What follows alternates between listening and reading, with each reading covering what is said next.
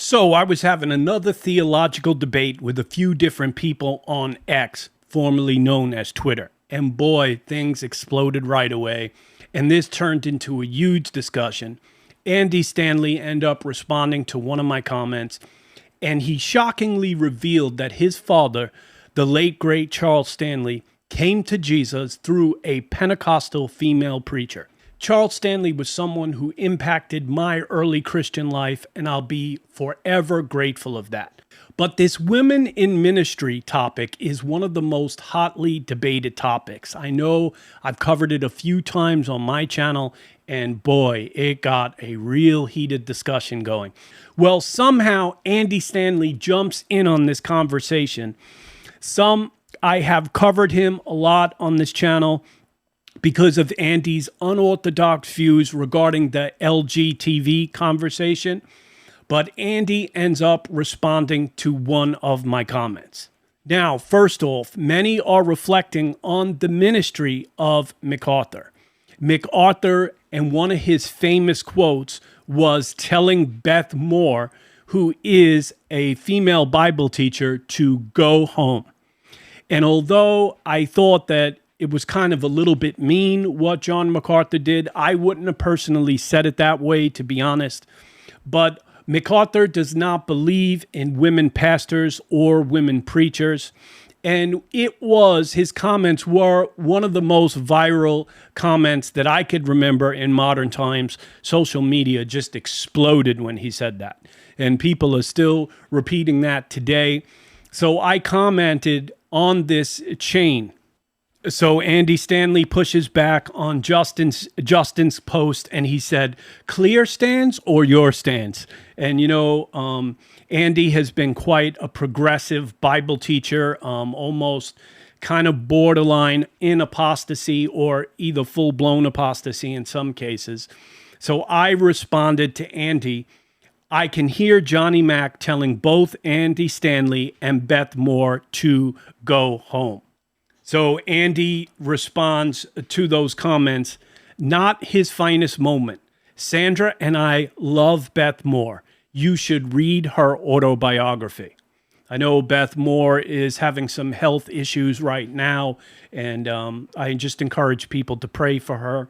I'm not going to attack Beth Moore at all, but I said this: "I'm sure Beth Moore is a lovely person. At the same time, both you and her probably should not be preaching. Your father was my idea of a great preacher. I'm sure he wouldn't endorse Beth preaching." So now Andy's going to drop this bombshell comment here. "My dad gave his heart to Jesus as a young boy on a Sunday morning at a Pentecostal church. At the end of a sermon delivered by a female pastor, he shared that story publicly on multiple occasions. Thank you for asking." So I responded back to Andy Stanley in the spirit of Christian love. "Thank you for sharing that story with us, Andy. I would have never expected to hear something like that. It certainly brings up a much larger conversation. Your father was a very special person to me." Now, of course, the discussion went right into donkey jokes because a lot of people in this chain were going to say that God spoke through a donkey at one particular point. So this particular gentleman said, "God spoke through a donkey too, regardless of the messenger. So very glad that your dad came to faith." And Andy Stanley replied, "You're comparing his pastor to a donkey? Seriously?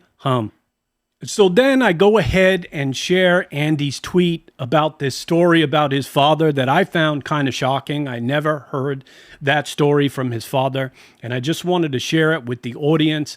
And the post goes viral. Within a short time, it gets 10K views. And so Justin Peters is going to respond to my post, and he says something that I think was on target.